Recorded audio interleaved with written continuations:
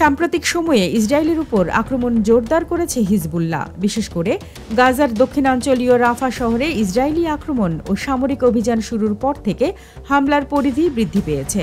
গাজায় গণহত্যার প্রতিবাদে ক্রমেই ইসরায়েলের আরও ভেতরে আঘাত করছে সংগঠনটি, যে কারণে তারা নতুন করে আরও বেশি উন্নত মানের অস্ত্রের ব্যবহার শুরু করেছে। এ বিষয়ে একজন ইসরায়েলি সামরিক বিশ্লেষক বলেছে, হিজবুল্লাহর ড্রোনগুলোতে একটি বিশেষ রাডার সিগনেচার বৈশিষ্ট্য রয়েছে। তাতে করে এটি সহজে রাডারের চোখ ফাঁকি দিয়ে শত্রু এলাকায় ঢুকে পড়তে পারে, আর এ কারণেই ইসরায়েলের জন্য সেগুলো শনাক্ত করা খুব কঠিন হয়ে পড়ে। ইসরায়েলি চ্যানেল 13-এর সামরিক বিশ্লেষক অ্যালন বেন ডেভিড পরামর্শ দিয়ে বলেছে, যুদ্ধের শুরুতে হিজবুল্লাহর যে দুর্বলতাগুলো ছিল তা থেকে তারা শিক্ষা নিয়েছে। ইসরায়েলের হামলার মুখে নিজেদের প্রতিরক্ষা ব্যবস্থা শক্তিশালী করার চেষ্টা করছে তারা। ইসরায়েলি বিমান বাহিনীর সিস্টেমকে ইঙ্গিত করে সে বলে, লেবাননের প্রতিরোধ গোষ্ঠীর সক্রিয় ড্রোন শনাক্তকরণের জন্য তারা একটি গুরুত্বপূর্ণ চ্যালেঞ্জ তৈরি করেছে।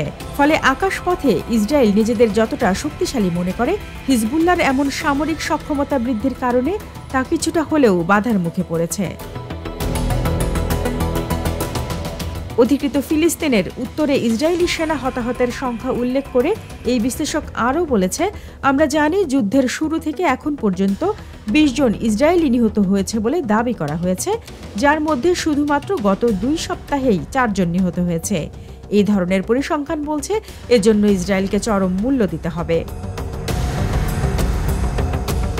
বেন ডেভিড বলেছে, এখন কিছুই আমাদের জন্য আরামদায়ক নয়।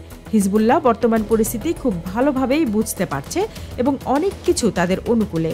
তারা জানে গাজা যুদ্ধের আলোকে এই মুহূর্তে উত্তর সীমান্তে ইসরায়েলের পক্ষে আরও একটি যুদ্ধে জড়ানোর ক্ষমতা নেই।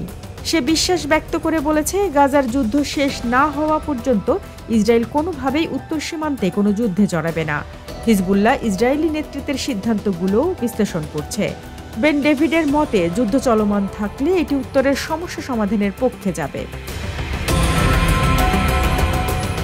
একই প্রসঙ্গে উচ্চ গ্যালিলি আঞ্চলিক কাউন্সিলের চেয়ারম্যান জিওরা জাল্টোজের বরাত দিয়ে ইসরায়েলি কেন চ্যানেল বলেছে, হিজবুল্লাহ যা বলে ঠিক তাই করে। তারা ইসরায়েলি সরকারের বিরুদ্ধে যা ঘোষণা করেছিল তাই করে দেখিয়েছে। জাল্টোজ জানিয়েছে, গোলানের প্রশিক্ষণ শিবিরের দিকে প্রায় ১০০টি রকেট ছুঁড়ে মারার রেকর্ড করেছে হিজবুল্লাহ। চ্যানেল 13-এর প্রতিবেদক আলমোগ বোকার বলেছে, এই মুহূর্তে ইসরায়েলের হাতে লেবাননের সাথে উত্তর ফ্রন্টের বিষয়ে স্পষ্ট কোনো পরিকল্পনা নেই। উত্তর অধিকৃত ফিলিস্তিনের বসতিগুলোতে ইসরায়েলিরা সম্পূর্ণ অবহেলিত এবং পরিত্যক্ত। ব্যবসা ধসে পড়ছে এবং কেউ এটিকে পাত্তা দিচ্ছে না। এ বিষয়ে সে হিজবুল্লাহর নিরলস বোমা বর্ষণের দিকে ইঙ্গিত করে বলেছে, এটা শুধুমাত্র পাগলামি ছাড়া আর কিছুই না।